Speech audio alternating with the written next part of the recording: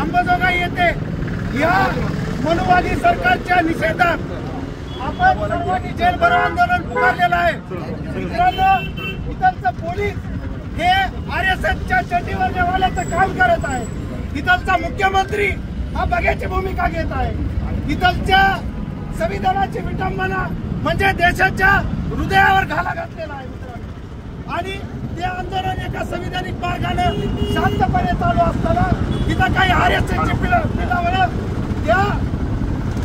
त्या आंदोलनामध्ये घुसून त्यांनी ते आंदोलन बिघडण्याचं काम केलं। आणि मला तिथं पोलिसाला एक आवाहन करायचंय की ज्या वेळेस दलित असतील, मुस्लिम असतील, ते स्वतःच्या न्याय हक्कासाठी रस्त्यावरती उतरतात, त्यावेळेस तिथलचे RSSचे जे काही भडकाऊ पोलीस आहेत ते पोलीस एक मनुवाद्याचं काम करून कमी ऑपरेशनच्या नावाखाली दलित वस्तीमध्ये घुसून, ज्या वस्तीमध्ये तिथं महिला आहेत, एक महिला ती प्रेग्नेंट होती, ती ओली बाळातील होती, तिच्या अवघड जागेवर लाथ मारण्याचं काम इथलच्या पोलिसाच्या माध्यमातून इथलच्या देवेंद्र फडणवीसवर केलेलं आहे मित्रांनो। त्याच्या निषेधात आज आम्ही ज्या संविधानाला आमच्या प्राणापेक्षा जास्त जपतो त्या संविधानावर कुठेतरी घाल्या घालण्याचं काम हे मनुवादी सरकार पाहत आहे मित्रांनो। संविधानाचं फक्त त्यानं प्रतिष्ठित विटंबना केली नाही, तर तुमच्या आमच्या सर्वांच्या अस्तित्वात घाला घालण्याचा प्रयत्न केलेला आहे। भाजपचा अजेंडा आहे की त्यांना या देशाचं संविधान बदलायचं आहे आणि त्यांना ती मनुस्मृती लागू करायची आहे। मनुस्मृती लागू झाल्याच्या नंतर तुम्हाला आम्हाला माणूस म्हणण्याचा अधिकार नाही। इथलच्या मुस्लिमाला डांबून मारलं जातंय, इथलच्या दलितांना मारलं जातंय।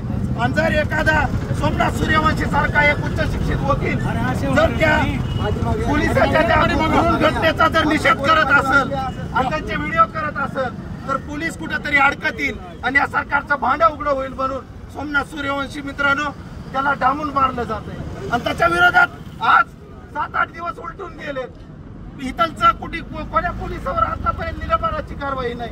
आज साधं अधिवेशनामध्ये फक्त 1-2 सोडले, बोटावर मोजण्या इतके फक्त संविधान एका जातीचं झालंय का मित्रांनो? हे कुठंतरी आत्मचिंतन करायचं झालंय, कारण संविधान इथलचं प्रत्येकासाठी आहे। इथलच्या लहान लेकरापासून ते वयस्करापर्यंत, तुमच्या जन्मापासून मरणापर्यंत संविधान हे तुम्हाला सर्वात मोठं सुरक्षा कवच आहे। आणि त्याच्यावर जर घाला घालत असेल तर भाजप सरकारला आम्ही या जेल भरोच्या माध्यमातून सांगतो, बाबा हो, या देशानं 2 पंतप्रधान गमावले, या देशाला जर आणीबाणी लागली आणि जर तुम्ही संविधानावर घाला घातला तर ती कोणतरी म्हशीच्या गाडीवाली तोंडाचा तो अमित शहा काहीतरी उठतो आणि बाबासाहेब हे फॅशन झाले म्हणतो। अरे बाबासाहेब हे आमची जीवनामरणाचा प्रश्न आहे। बाबासाहेब आम्ही एक परीस बापाचं नाव मागे घेऊ, तर बाबासाहेब हा आमच्या आत्मीयतेचा प्रश्न आहे, तो आमचे फॅशन नाही, तो आमचा जीवनाचा अधिकार आहे।